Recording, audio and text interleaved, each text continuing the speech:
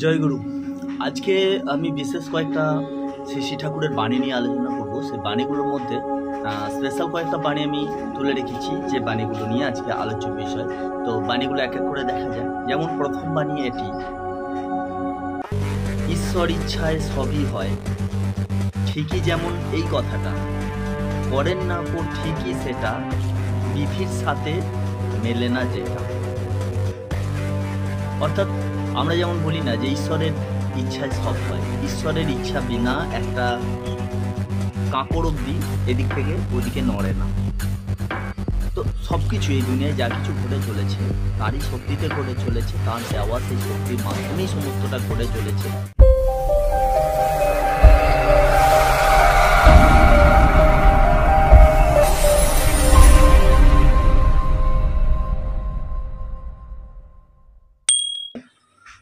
কিন্তু তিনি সেটা করেন না যেটা বিধির উল্টো, অর্থাৎ অমঙ্গল কিছু হয় তেমন কাজে তিনি করেন না। সেটা আমাদের দুর্বুদ্ধি, অর্থাৎ মানুষের দুর্বুদ্ধি। মানুষ এটা করে যেটাতে অমঙ্গল আসে, যেটাতে প্রবলেম হয়, সমস্যা তৈরি হয়, নিজের অজান্তেই হোক আর জানতেই হোক, জেনেও করে অজান্তেও করে। তো এইভাবেই কিন্তু সমস্যার সূত্রপাত হয়। সমস্যা যখন জটিল আকার ধারণ করে, যখন মানুষ সেই সমস্যার সলভ দিতে ব্যর্থ হয়, কোনো রকম সেই সমস্যার সমাধান করতে ব্যর্থ চূড়ান্তভাবে, কোন দিক থেকে এতটাই জটিল আকার ধারণ করে যায় যে কোন দিক থেকে কোনটা সমাধান করবে সেটাই সে বুঝতে পারে না, বিভ্রান্ত হয়ে যায় মানুষরা। তখনই হাত তুলে তার কাছে আর্তনাদ করে, আর তিনি যখন প্রচুর মানুষ সেই সমস্যার গর্তে পড়ে এবং তারা আর্তনাদ করে, তখনই তিনি সেই কেন্দ্রভূমিতে হাজির হন, সেখানে সেই সমস্যাগুলো থেকে মানুষকে উদ্ধার করেন। তো এটাই হচ্ছে ব্যাপার। আসলে তিনি এমন কিছু করেন না যেটা বিধির উল্টো, বিধির বিধানে নেই। অর্থাৎ বিধি বলতে আমরা কি বুঝি না? বিধি বলতে আমাদের জীবন মাফিক আমরা যাতে বাঁচা বাড়া উন্নতির পথে চলি, সুস্থভাবে চলতে পারি, থাকতে পারি, সেটা হচ্ছে বিধি। আর এর বাইরে যা, অর্থাৎ এর উল্টো যা, তাই তো আমরা বেশি করে করি, আর সেইটা তিনি করেন না। এইটুকুই হচ্ছে আমাদের সঙ্গে তার তফাৎ। চলুন আমরা পরের বাণীটি দেখে নিই। শ্রী ঠাকুরের পরের বাণীটি হলো, যদি রক্ষা পেতে চাও ভয় এবং দুর্বলতা বলে কিছু রেখো না, সৎ চিন্তা এবং সৎকর্মে ডুবে থাকো। রক্ষা পেতে চাও তাহলে ভয় আর দুর্বলতা বলে কিছু রেখো না। আমাদের মধ্যে অনেক সময় ভয় থাকে, দুর্বলতা তো প্রচণ্ড পরিমাণে থাকে। দুর্বলতা বলতে কি? দুর্বলতা বলতে এই নয় যে তুমি শরীরে অর্থাৎ শারীরিক কতটা সমর্থ। শারীরিক দুর্বলতা বা শারীরিক সামর্থ্যতা কিন্তু দুর্বলতাকে নির্দিষ্ট করে না। অর্থাৎ দুর্বলতা বলতে বোঝায় তোমার মানসিক দৃঢ়তা কতটুকু।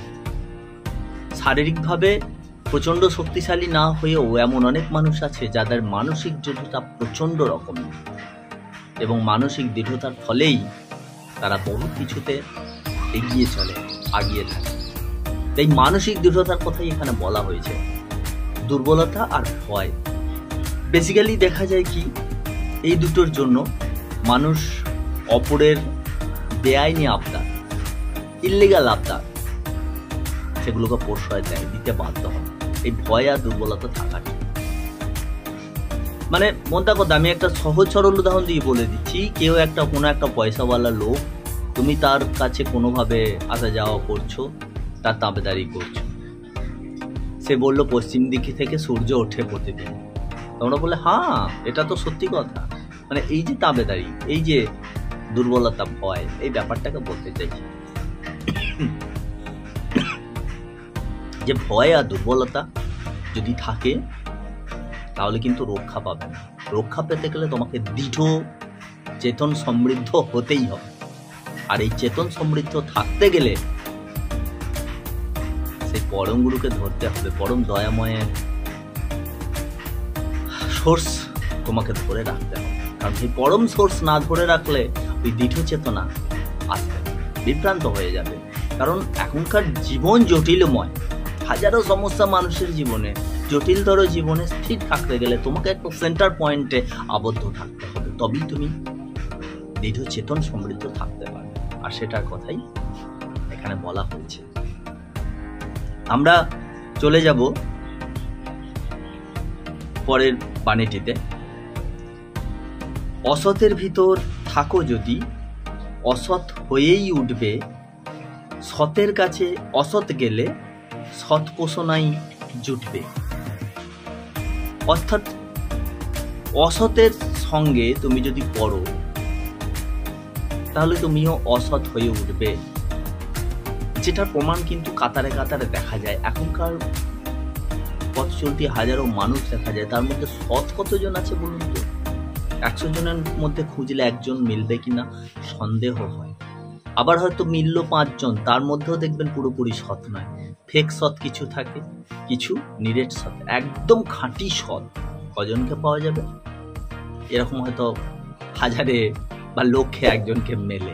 তো সৎ হওয়াটা কিন্তু একটা কঠিন নয়, একটু মানসিক দৃঢ়তা দরকার, যা আগে বললাম, মানসিক দৃঢ়তা দরকার, চেতনা দরকার। সততা মানে সৎ হওয়ার যে জায়গাটা সেটা মানুষের মধ্যে রয়েছে, যেটাকে আমরা বিবেক বলি সাধারণ কথায়। আমরা যখনই কোনো খারাপ কাজ করতে উদ্যত হই, বিবেক কিন্তু একটা ঘা দেয়, কিন্তু আমরা যুক্তি দিয়ে বিবেককে মাথা নত করে রাখতে বাধ্য হই। বিবেককে চাপা দিয়ে আমাদের স্বার্থটা আমরা মেটাই, এইটা হচ্ছে ব্যাপার। তো এই জায়গাটা শ্রী ঠাকুর যেটা নির্দিষ্ট করে বলে দিয়েছেন যে অসতের ভিতর থাকো যদি, অসৎ হয়েই উঠবে। আর সতের কাছে অসৎ গেলে সৎ পোষণাই জুটবে। একজন ভীষণ খাঁটি সৎ, তিনি তো মহাপুরুষ বনে যান, তো তার কাছে যদি অসৎ লোক যায়, সে অসৎ যুক্তি পাবে না, অসতের পরিপুষ্টকারী যা কিছু কথাবার্তা সেগুলো সে পাবে না। তার কাছে গেলে সে সৎ পোষণাই পাবে, অর্থাৎ সৎ কথা পাবে, সৎ যুক্তি পাবে, সৎ বুদ্ধি পাবে। তো ক্রমে সেও কিন্তু সতের দিকে ঝুঁকতে পারে। আরে প্রচুর প্রমাণ শ্রী ঠাকুরের জীবনে রয়েছে, প্রচুর প্রমাণ রয়েছে শ্রী ঠাকুরের জীবনে। প্রচুর মাতালকে তিনি শুধরে দিয়েছেন, মদের নেশা ছাড়িয়েছিলেন, মদ খেতে বারণ করেন, মদ জুগিয়ে। হাস্যকর অবস্থা না? আজকের যুগে আমরা এটা ভাবতে পারি না, একজন মাতালকে মদ জুগিয়ে কিভাবে মদের নেশা থেকে বিরত করা যায়। হ্যাঁ যায়, সেটা শ্রী ঠাকুর নিজের জীবন দিয়ে দেখিয়ে দিয়েছেন। তো এইরকম একজন সৎ লোকের কাছে যদি যাওয়া যায়, তার কাছ থেকে সৎ বুদ্ধি, সৎ দৃষ্টি, সৎ চিন্তা ভাবনা এগুলো পাওয়া যায়। আর অসৎ লোকের সঙ্গে বন্ধু বান্ধব অসৎ যে জায়গাগুলো তৈরি, সেগুলো প্রচুর সমাজে, তাদের হাতছানিগুলো বিশাল ব্যাপক, বোতল টোতল সবকিছু, অসৎ সঙ্গে সবকিছুই রয়েছে। আর তার সঙ্গে লোভ মোহ মাত্র যেগুলো তো থাকবে, এগুলোই তো হাতছানি। আর সেই জন্যই মানুষ অসতের উপর বেশি আকৃষ্ট হয়। তো অসৎ সঙ্গে গেলে তার অসতের পরিপোষণ পাবে, আর সতের সাথে গেলে সৎ পরিপোষণ পাবে। আমাদেরকে চেষ্টা করতে হবে যাতে আমরা সৎ পরিপোষণ নিয়ে থাকতে পারি। আর এই জন্যই শ্রী ঠাকুরের কাছে প্রতিদিন প্রার্থনা দরকার। তার উদ্দেশ্যে প্রতিদিন আমাদের যে প্রার্থনা, তাকে পরিপালনের জন্য ইষ্টবৃত্তি, আর সেই সঙ্গে সত্যানুসরণ পাঠ, সত্যানুসরণ থেকে আমরা জীবনে চলার রসদ এগুলো পাই। আরও আছে, তার অনেক আলোচনা বই রয়েছে, সেগুলো নিয়েও আমরা যদি আলোচিত থাকতে পারি তাহলে আরও ভালো হয়। তো এগুলো আমাদের সৎ থাকার জন্য প্রেরণা যোগায়, সৎ থাকতে উদ্দীপ্ত করে।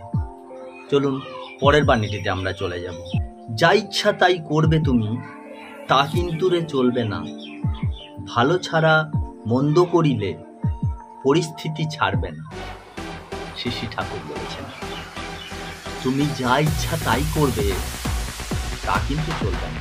কারণ যা ইচ্ছা তাই করতে পারে যাদের অঢেল পয়সা আছে, যারা নিজের খেয়ালের মালিক, তারা করে অনেক সময় যা ইচ্ছা তাই।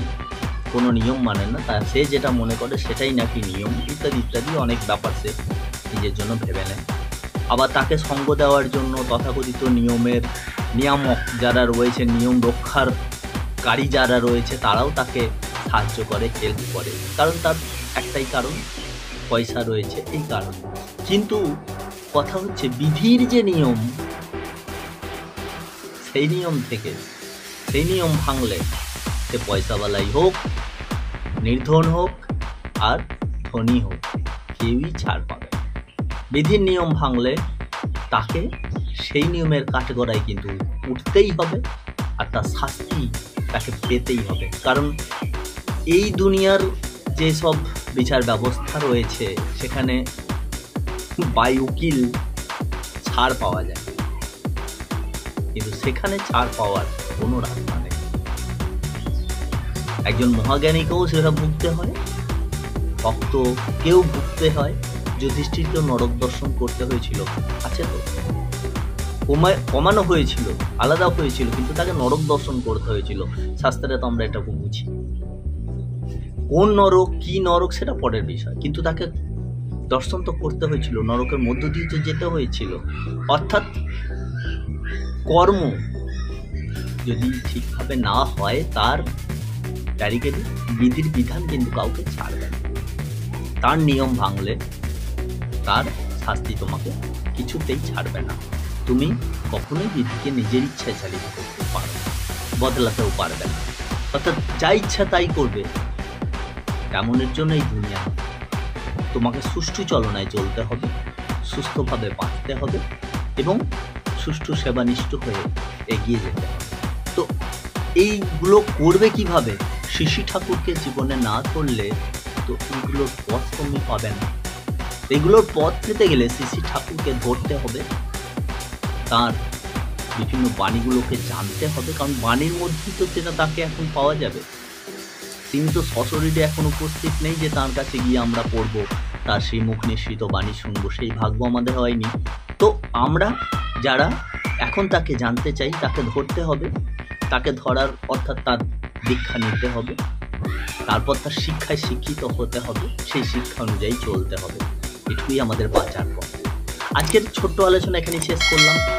ভিডিওটা যদি ভালো লেগে থাকে অবশ্যই চ্যানেলটিকে সাবস্ক্রাইব করতে ভুলবেন না, আর আপনার জানা বন্ধু বান্ধব পরিচিত জনদের কাছে ভিডিওটাকে শেয়ার করে তাদেরকে একটু হেল্প করবেন, যাতে সুস্থভাবে সুস্থ মতে চলতে পারে।